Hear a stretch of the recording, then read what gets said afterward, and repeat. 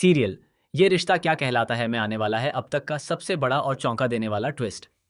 आने वाले एपिसोड में कहानी ऐसा मोड़ लेने वाली है जिसकी किसी ने भी कल्पना नहीं की होगी। जहां एक तरफ पोद्दार परिवार अपनी सबसे बड़ी मुश्किल से जूझता नजर आएगा, वहीं दूसरी तरफ अरमान ऐसा फैसला लेने वाला है जो पूरे परिवार की किस्मत बदल देगा। सबसे बड़ी बात यह है कि इस बार पौद्दार फर्म को बचाने की जिम्मेदारी खुद अरमान नहीं, बल्कि उसकी पत्नी अभीरा अपने कंधों पर उठाने वाली है। लेकिन क्या अभीरा इस भारी जिम्मेदारी को निभा पाएगी, या फिर हालात उसके हाथों से भी निकल जाएंगे? आइए जानते हैं आगे क्या होने वाला है। अगर आपने अभी तक हमारे चैनल को सब्सक्राइब नहीं किया है तो जल्दी से कर लीजिए, क्योंकि यहाँ आपको अपने पसंदीदा सीरियल्स की हर लेटेस्ट अपडेट सबसे पहले मिलती है। आने वाले एपिसोड में आप देखेंगे कि पोद्दार परिवार पर मुश्किलों का पहाड़ टूट पड़ता है। जिस पोद्दार फर्म को कई सालों की मेहनत, ईमानदारी और संघर्ष से खड़ा किया गया था, वही फर्म अब पूरी तरह बर्बादी की कगार पर पहुंच जाती है। करोड़ों रुपए का नुकसान हो चुका है, क्लाइंट एक एक करके साथ छोड़ रहे हैं, और कंपनी के कर्मचारियों में भी डर का माहौल बन जाता है। हर किसी के चेहरे पर सिर्फ एक ही सवाल होता है कि आखिर अब इस फर्म को बचाएगा कौन। जब दादीसा को यह सच्चाई पता चलती है कि संजय की गलत नीतियों और अहंकार की वजह से पूरा कारोबार डूबने की स्थिति में पहुंच चुका है, तो उनके पैरों तले जमीन खिसक जाती है। उनकी आंखों से लगातार आंसू बहने लगते हैं। उन्हें अपने दिवंगत पति की याद आने लगती है, जिन्होंने इस फर्म को अपनी जिंदगी की सबसे बड़ी पूंजी माना था। दादीसा खुद को संभालने की कोशिश करती हैं, लेकिन उनके टूटे हुए हौसले देखकर पूरे परिवार की आंखें नम हो जाती हैं। इसी दौरान क्रिश का गुस्सा फूट पड़ता है। वह सबके सामने संजय को खरी खोटी सुनाते हुए कहता है, आज जो कुछ भी हुआ है उसकी पूरी जिम्मेदारी सिर्फ आपकी है। आपने अपनी जिद और अहंकार में पहले अरमान भैया को घर से दूर किया, और अब उसी घमंड ने पूरी पौद्दार फर्म को बर्बाद कर दिया। संजय फिर भी अपनी गलती मानने को तैयार नहीं होता। वह बार बार यही साबित करने की कोशिश करता है कि उसने जो किया वह परिवार के भले के लिए किया था। लेकिन इस बार परिवार का कोई भी सदस्य उसकी बात पर विश्वास नहीं करता। पूरा घर तनाव में डूब जाता है। हर कोई अरमान की तरफ उम्मीद भरी नजरों से देखने लगता है। सभी चाहते हैं कि अरमान एक बार फिर फर्म की कमान संभाल ले और सब कुछ पहले जैसा कर दे। लेकिन अरमान की हालत ऐसी नहीं होती कि वह इतनी बड़ी जिम्मेदारी उठा सके। मानसिक और शारीरिक रूप से वह पूरी तरह टूट चुका होता है। वह बिना कुछ कहे घर से निकल जाता है और अकेले लंबी ड्राइव पर चला जाता है। उसके मन में सिर्फ एक ही सवाल घूम रहा होता है कि क्या वह कभी अपने परिवार को इस संकट से बाहर निकाल पाएगा।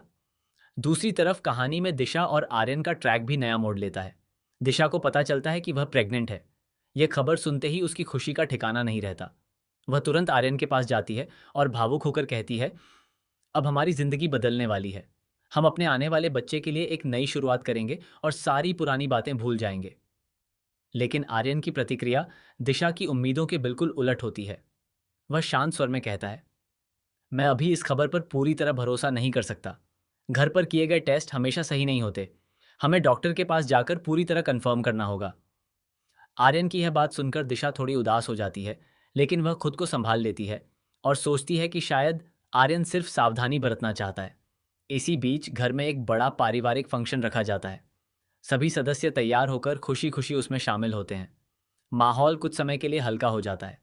अरमान और अभीरा के बीच भी कुछ प्यारे और रोमांटिक पल देखने को मिलते हैं, जिन्हें देखकर पूरा परिवार मुस्कुरा उठता है। लेकिन किसी को भी अंदाजा नहीं होता कि यह खुशी ज्यादा देर तक टिकने वाली नहीं है। अचानक अगले ही दिन अखबारों की हेडलाइन पूरे परिवार को हिला देती है। खबर छपती है कि पोद्दार फर्म दिवालिया होने की कगार पर, कभी भी हो सकती है नीलाम। यह खबर सोशल मीडिया पर भी तेजी से वायरल हो जाती है। पुराने क्लाइंट अपने कॉन्ट्रैक्ट रद्द करने लगते हैं और निवेशक भी पीछे हटने लगते हैं। अब हालात पहले से कहीं ज्यादा गंभीर हो जाते हैं। इसी दौरान संजय फिर से अपनी सफाई देने की कोशिश करता है, लेकिन इस बार अरमान का धैर्य जवाब दे देता है।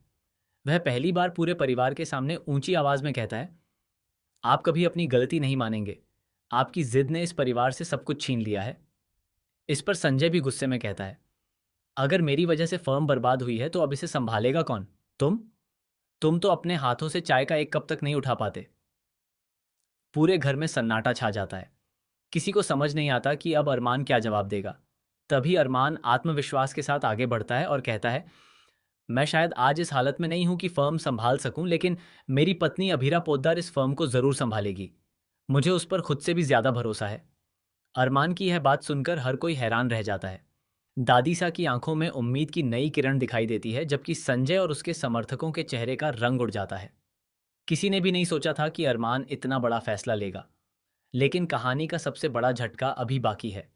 जैसे ही अभीरा फर्म की जिम्मेदारी संभालने के लिए तैयार होती है, उसे कुछ ऐसे पुराने दस्तावेज मिलते हैं जो ये साबित करते हैं कि फर्म को नुकसान सिर्फ गलत फैसलों की वजह से नहीं हुआ, बल्कि इसके पीछे एक बहुत बड़ी साजिश भी रची गई थी। अब सवाल यह है कि आखिर वह शख्स कौन है जिसने अंदर ही अंदर पोद्दार फर्म को खत्म करने की योजना बनाई। क्या संजय अकेला दोषी है, या फिर परिवार का कोई और सदस्य भी इस खेल में शामिल है? और जब यह पूरा सच सामने आएगा, तब पोद्दार परिवार में ऐसा भूचाल आएगा जिसकी किसी ने कल्पना भी नहीं की होगी। अब देखना बेहद दिलचस्प होगा कि क्या अभीरा अपनी बुद्धिमानी और हिम्मत से पोद्दार फर्म को दोबारा खड़ा कर पाएगी, या फिर यह जिम्मेदारी उसके रिश्तों की सबसे बड़ी परीक्षा बन जाएगी। आने वाले एपिसोड्स में एक के बाद एक ऐसे धमाकेदार ट्विस्ट देखने को मिलेंगे जो दर्शकों को आखिर तक बांधे रखेंगे। आपको क्या लगता है, क्या अभीरा सच में पोद्दार फर्म को बचा पाएगी, या फिर इस साजिश के पीछे कोई ऐसा नाम सामने आएगा जिसे जानकर पूरा परिवार टूट जाएगा? अपनी राय हमें कमेंट करके ज़रूर बताइए। ऐसी ही लेटेस्ट टीवी अपडेट्स के लिए हमारे चैनल को सब्सक्राइब करना बिल्कुल न भूलें।